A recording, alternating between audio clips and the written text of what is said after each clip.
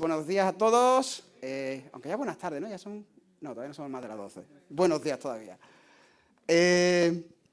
Pues como han comentado antes el pastor Quique, yo me llamo Juanjo, soy de la iglesia de Rota. A lo mejor conocéis más a mis padres que a mí, Juan y Chari. Ellos están muy involucrados, ¿no? Siempre aquí en la obra y, bueno, gracias a Dios, pues ellos me han inculcado toda esta pasión, todo este amor por Dios. Y bueno, tengo esta oportunidad, este privilegio de poder compartir la palabra con vosotros. Y compartir la palabra aquí en la iglesia de Cádiz para mí es especial porque son muchas las ocasiones en las que he estado aquí, muchas veces las que he podido visitar la iglesia. Es una iglesia que yo recuerdo desde pequeño.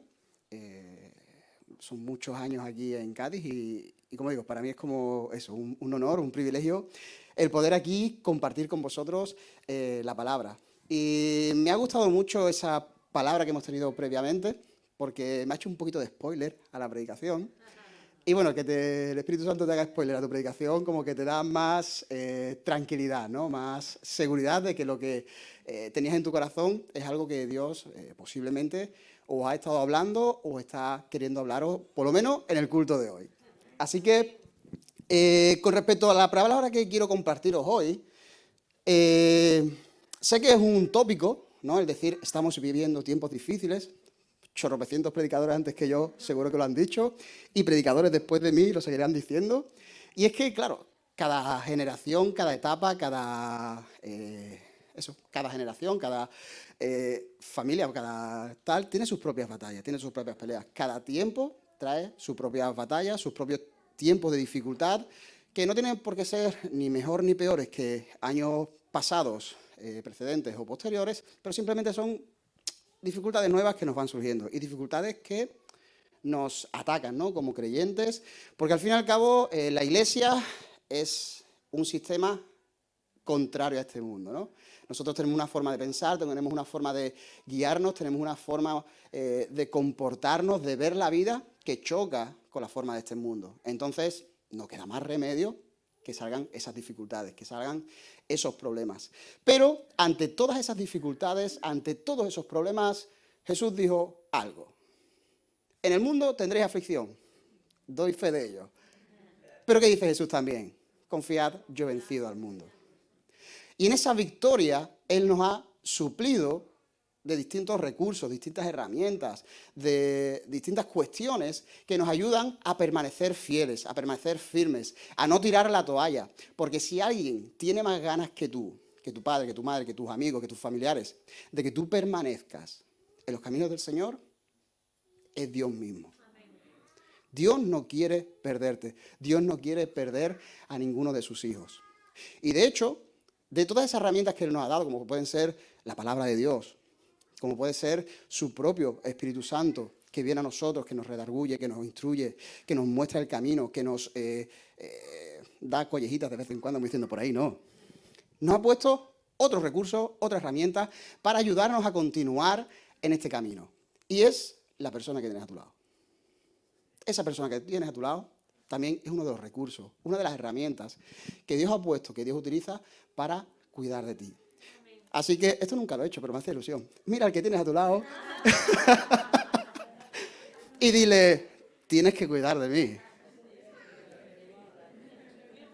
Y ahora tú dile a la otra persona y tú también de mí, que no te vas a escapar.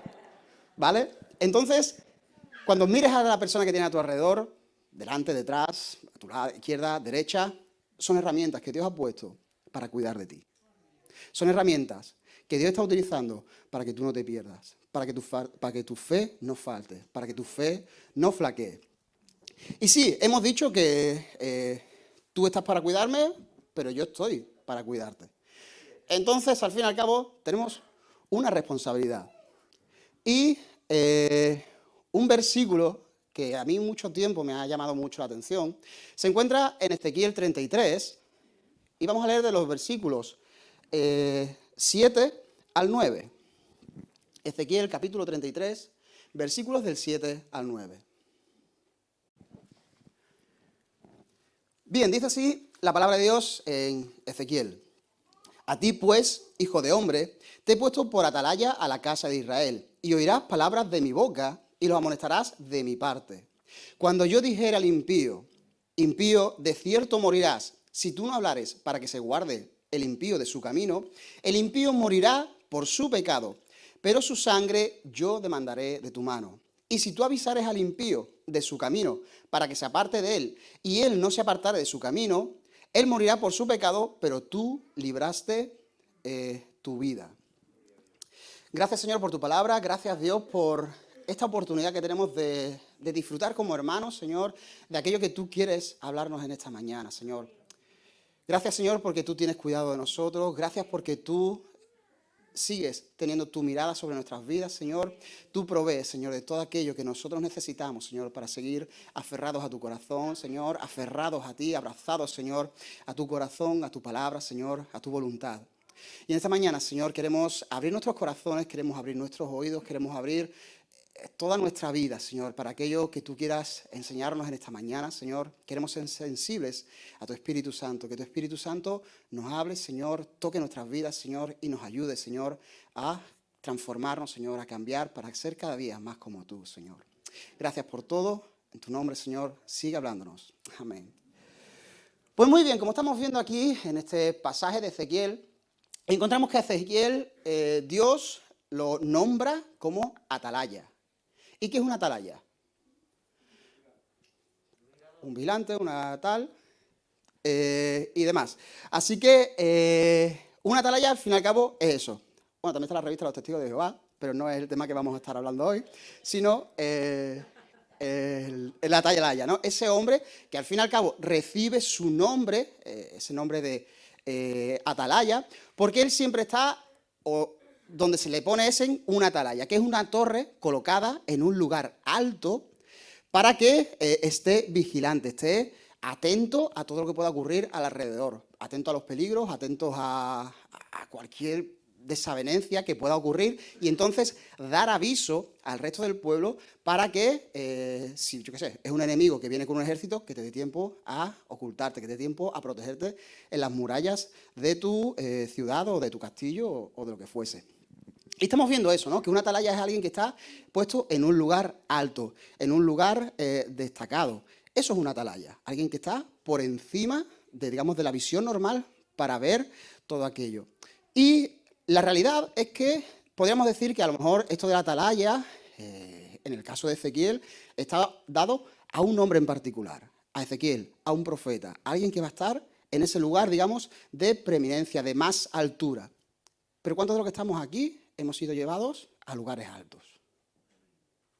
¿Cuántos de los que estamos aquí, gracias al sacrificio de Cristo, hemos sido colocados por encima, hemos sido llevados arriba? Ya digamos que nuestro terreno no es este, sino que nuestro terreno es el terreno celestial. ¿Y qué hay más alto que el cielo? Cada uno de los que estamos aquí, al fin y al cabo, estamos puestos en lugares altos. Ya no somos vagabundos que van sin rumbo por este mundo, sino que somos hombres y mujeres, que ahora somos real sacerdocio. Ya no somos gente sin identidad, sino que somos nación santa. No nación cualquiera, una nación santa. Todos somos personas, hombres y mujeres, que hemos sido colocados en lugares altos. En cierta manera, todos y cada uno de nosotros somos atalayas. Tenemos, gracias al Espíritu Santo, gracias al sacrificio de Cristo, tenemos una visión que rompe con lo natural. Nosotros vemos, gracias a Dios, lo sobrenatural, lo espiritual. Estamos en algo más alto. Y estamos llamados, cada uno de nosotros, a ser atalayas, a ser vigilantes, a ser centinelas de lo que hay en nuestro alrededor. Pero, ¿cuál es nuestro alrededor? Porque podríamos estar diciendo que cuando aquí habla del impío, y de hecho menciona al impío en unas 4 ocasiones, podemos estar pensando en gente de fuera, gente a la que tenemos que evangelizar, gente a la que tenemos que llevar la palabra de Dios, el amor de Dios, y es algo que tenemos que hacer, porque si no, estamos metiendo la pata al no llevar a cabo lo que es la gran comisión, que es algo que el Señor nos ha puesto, ¿no? Pero, si nos fijamos bien, cuando dice, te pongo de atalaya, pero te pongo de atalaya ¿de quién?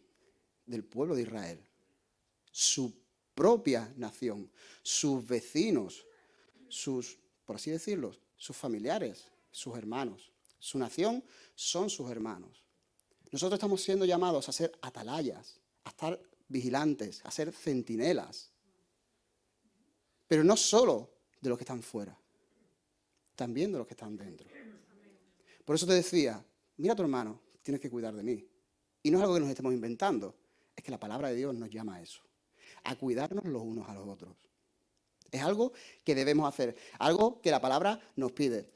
Y es que a veces nos pasa un poco a modo Vodafone, Movistar y estas compañías, que al fin y al cabo se preocupan más en traer nuevos clientes que cuidar de sus clientes. ¿Vale? Y no quiero decir que estamos aquí haciendo clientes, sino que estamos buscando hermanos, ¿no? Crecer como familia. Pero a veces nos ocurre eso, ¿no? Nos terminamos preocupando más por los que están fuera que por los que están dentro. Y no es darle prioridad a una cosa u a otra, es que las dos cosas han de ir de la mano. ¿Tengo que preocuparme por el perdido? Sí, pero tengo que preocuparme también por mi hermano. De ver si mi hermano está andando bien, si mi hermano está dando pasos correctos, si está llevando malos hábitos, está empezando a tener malas costumbres, está llegando a realizar cosas o a tener actitudes feas que no agradan al Señor. Es mi responsabilidad avisarle. Es mi responsabilidad decirle, oye, que lo que estás haciendo no está bien.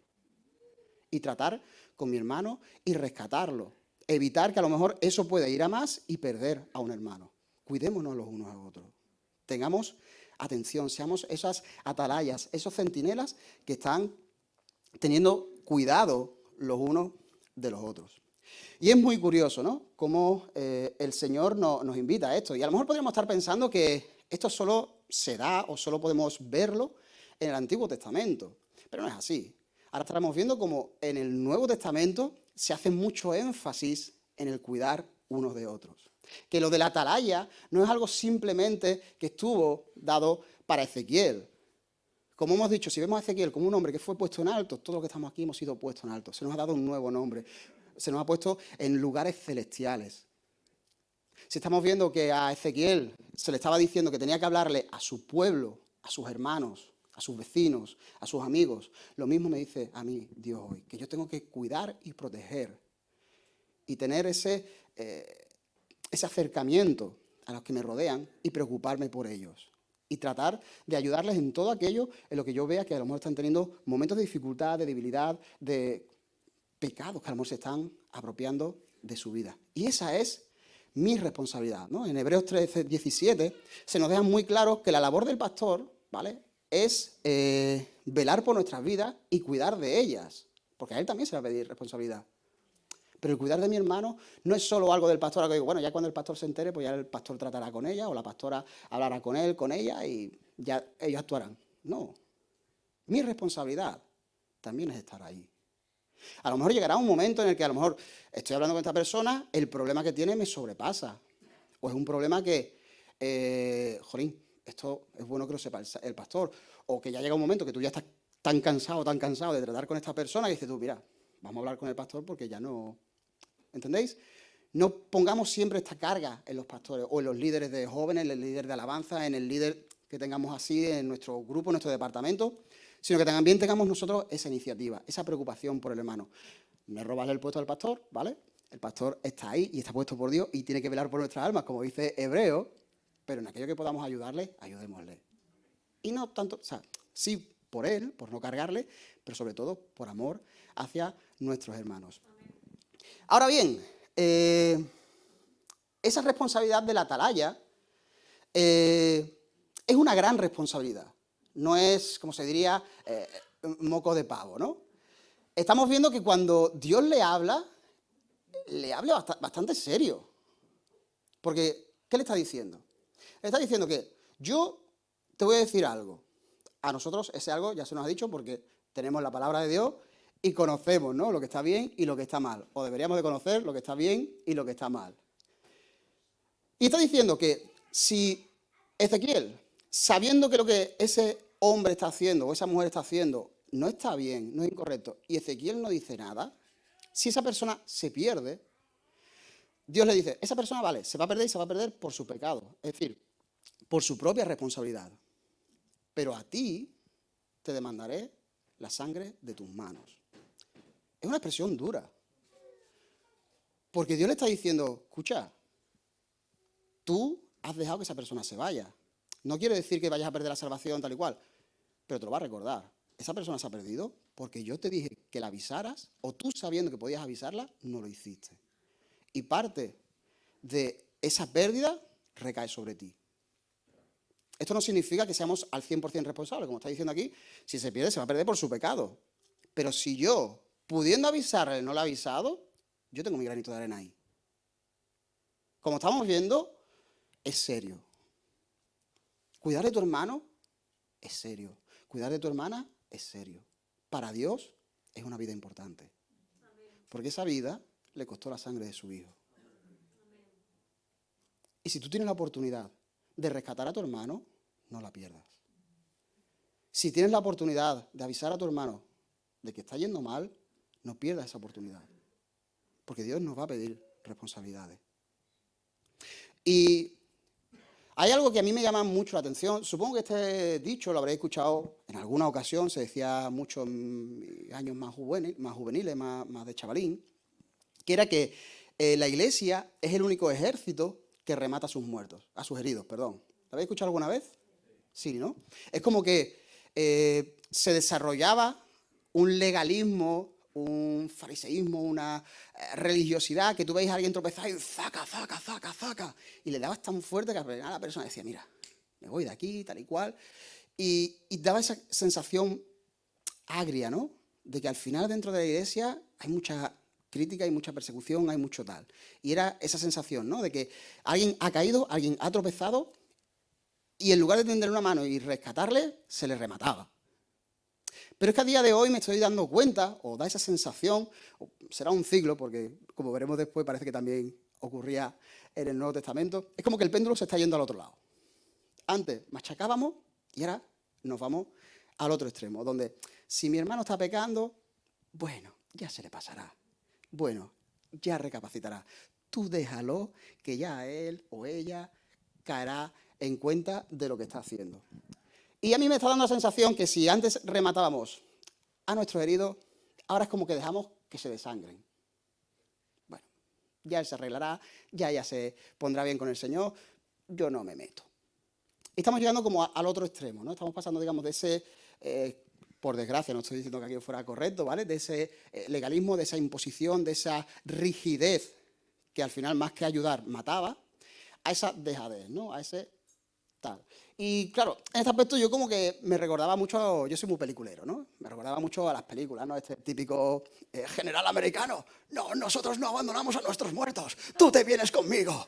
Y lo cargaba y se lo llevaba, ¿no? Te estás desangrando, no hay problema, allí un médico te atenderá. Imaginaos que la película es lo contrario, oh, vaya, se te ha roto un tobillo, lo siento, cuídate. Y me voy. Ahí pierde todo el heroísmo. O sea, ya hay, vaya tipo desgraciado que ha abandonado a su compañero, lo ha dejado ahí que se muera. Incluso cuando el otro, no, tú vete sin mí que yo puedo. Tú sálvate, que no, ven conmigo. ¿Vale? Y encontramos eso y lo vemos súper heroico. Hagamos eso en la iglesia también. Hermano, te he visto tropezar, te he visto caer, te he visto lastimarte. Pero yo no te abandono. Vámonos juntos. Vamos allá donde puedas encontrar sanidad para tu corazón, donde puedas encontrar ese médico que pueda sanar tus heridas. No te voy a machacar, no te voy a rematar, pero tampoco te voy a abandonar. Eres mi hermano y tengo que cuidar de ti. ¿Amén? Amén.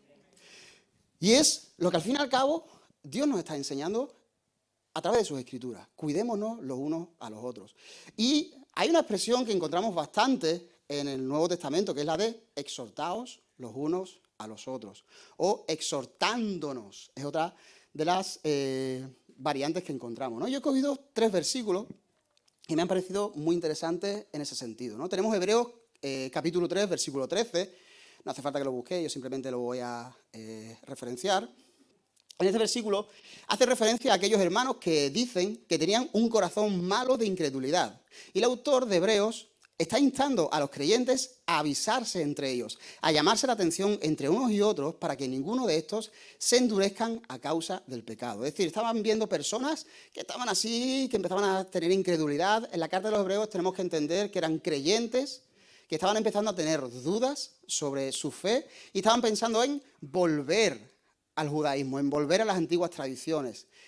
Y aquí el autor de Hebreos está diciendo, no, cuidad de esas personas, exhortaos los unos a los otros, para que estas personas que están teniendo dudas, que están teniendo ese tiempo de incredulidad y están pensando en volver atrás, no lo hagan, rescatadlos. exhortaos unos a otros, animaos, amonestaros, llamaros la atención. Indícale cuál es el camino. Tú que estás en esas alturas, indícale hacia dónde debe de ir. Otro versículo que nos habla de esto es en Colosenses 3:16, donde Pablo está estableciendo la exhortación, y esto es curioso, como parte de la vida de la iglesia.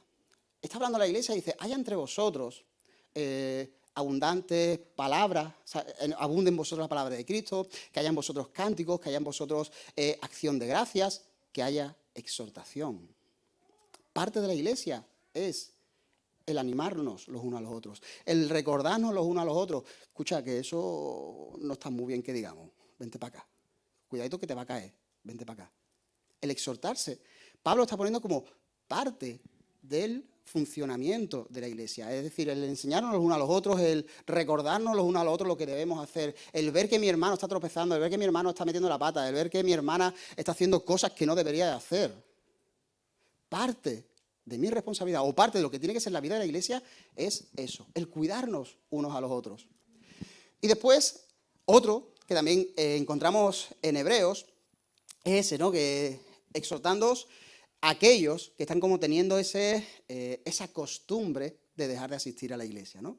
Eso a lo mejor es lo que más habitualmente nos podemos encontrar. Un hermano que empieza a irse y es como, bueno, está desanimadillo, ya vendrá, no sé qué. Dice que no, que le exhortemos. Oye, anímate en volver. Oye, que si dejas de congregarte te enfrías, que si dejas de congregarte te despistas, que si dejas de venir a la iglesia, de estar tiempo con los hermanos, de nutrirte de la palabra de Dios, al final te pierdes.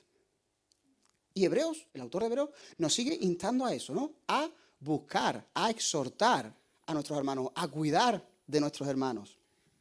¿Vale? Entonces, recordemos eso. Nosotros como iglesia no debemos abandonar a nuestros heridos. Amén. Debemos cuidar de ellos. Debemos de preocuparnos por el que está a nuestro lado.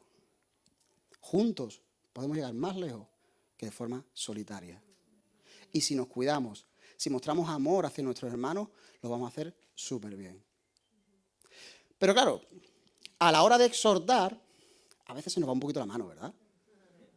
Entonces, me gustaría al menos daros 3 pautas que yo encuentro, son muchas más, pero que para mí son como las más básicas, ¿de acuerdo? 3 pautas a la hora de exhortar a nuestros hermanos, a la hora de animar, de hablar a nuestros hermanos, de indicarle que está metiendo la pata, que... Oye, es algo que cuesta, las cosas como son. Acercarte a una persona y decirle que lo está haciendo mal, cuesta, no es fácil. Pero para aflojar un poquito esto, ¿no? Para intentar llevar esto un poquito mejor, yo creo que hay 3 pautas básicas, ¿vale? La primera, básica, fundamental. ¿Alguien se atreve a decirme cuál podría ser? Ahí estamos. Si es que es fácil. Si es que tampoco es tan complicado. ¿Vale? Juan capítulo 13, versículo 35, dice que en esto conoceréis que sois mis discípulos, en que os améis los unos a los otros. Y lo principal que tengo que hacer a la hora de exhortar a mi hermano, de reconvenir a mi hermano, de amonestarle, de decirle que lo está haciendo mal, que tiene que espabilarse, que la cosa veo que está flojeando y no quiero perderte. Lo primero que tenemos que hacer es hacerlo con amor. Eso es básico, fundamental. ¿Cuál es el problema? Que yo así en mi lectura bíblica encontré un pasaje que dije yo, Primera de Juan 3:16, que dice lo siguiente. En esto hemos conocido el amor, en que Él puso su vida por nosotros. También nosotros debemos poner nuestra vida por los hermanos. O sea, que el nivel de amor es altito, ¿vale? No es un amor cualquiera, es un amor en el que yo tengo que decir, es que tengo que dar incluso mi vida por mis hermanos. ¿Eres discípulo de Cristo? Sí. ¿Cristo te entregó tu vida por ti? Sí. Ahí tienes. Por tu hermano, tú también tendrías que dar tu vida. Ahora, sé que suena como muy...